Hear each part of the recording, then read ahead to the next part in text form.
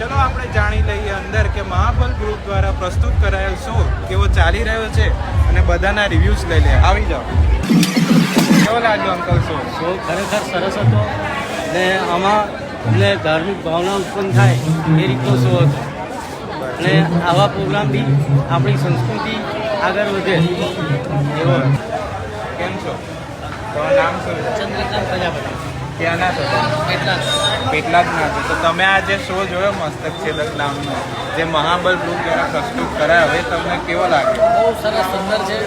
મહાબલનું જે આયોજન છે એ બહુ જોરદાર છે અને એક પણ જે શો છે ગણપતિને જે શંકર પાર્વતીવાળો બહુ જોરદાર છે. ખરેખર આ અત્યારના યુગને એવું લાગવું જોઈએ કે ગણપતિ કેમના થયા, કે ગણપતિની સૂંઢ કેવી આવી છે.